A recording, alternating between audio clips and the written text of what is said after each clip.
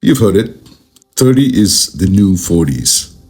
40 is the new 50s. 50 is the new 60s. Yeah, that's what they say. But let's be honest. Try telling that to your knees, your back, or your doctor who's just put you on your third medication.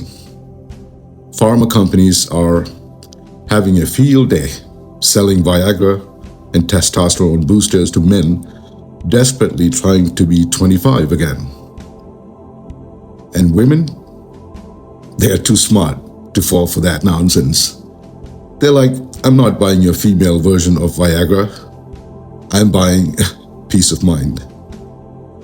Let me offer you a different lens, a more ancient one. The Vedas, sacred Indian text written thousands of years ago, had a beautiful way of breaking down life. Not in decades, but in 4 spiritual stages, designed not to just for survival, but for evolution. And by the way, no marketing slogans there, no age denials, no midlife crisis, just honest, powerful transitions. Now, before we get into that, yes, life expectancy has gone up. In 1900s, people lived to around 47 years old. Now, about 78 in the US. Some countries average a bit more, 82, maybe 84. But here's what the Vedas say. The human body is capable of living up to 120 years, especially in this age we are in now called Kali Yuga. In higher yugas, it was 400 years or more. But that's only if we live wisely. And we don't. Most of us burn out at 60, pretending we are still 35. So let me walk you through the 4 ashramas, or 4 stages of life according to the Vedas. These are not just for monks or saints, they are for all of us, regardless of religion, race, gender. From birth to 7 years of age, you are with your parents getting all the love and care and nurturing. From 7 years on, the first stage starts. The first stage is called Brahmacharya, the student phase. 7 years to 20s, early 20s, a time of learning, discipline, and self-mastery. Not just studying facts, but studying yourself.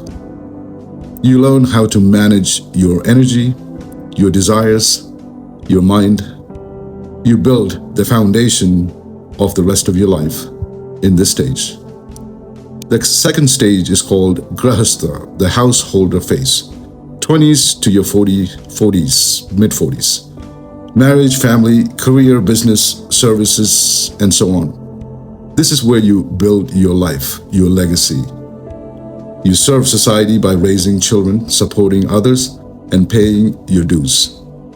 It's not just about owning a house, it's about living with purpose, with responsibility.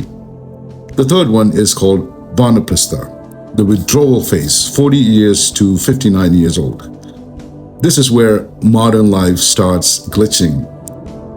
You've spent 20 to 30 years working hard, raising kids, running the rat race. Now, instead of pretending to be 30 again, with protein powders and gym selfies, the Veda says to pause, to reflect, to step back. Start withdrawing from material goals and turn towards inner exploration. This is not about becoming a hermit in the forest. This is about becoming available to your own soul. And the fourth phase is called sannyasa, the renunciate phase, the final stage, starting at 60 years of age, where you let go of everything, and not with sadness, but with clarity, with joy. You've done your part. You've played your roles. Now you're free. You renounce ego, attachments, and even your own identity. not to escape life, but to finally meet it as it is. You've turned aging into something to fear, but in truth, it's a blessing. The problem isn't getting older. The problem is not knowing how to grow. You're not meant to stay young forever. You're meant to mature beautifully. So maybe it's time that we stop asking how to look younger and start asking, what stage of life am I in? And am I living it fully? That's a real question. Because if we can live each stage honestly, gracefully, consciously, we won't just live longer. We'll live deeper. Namaste.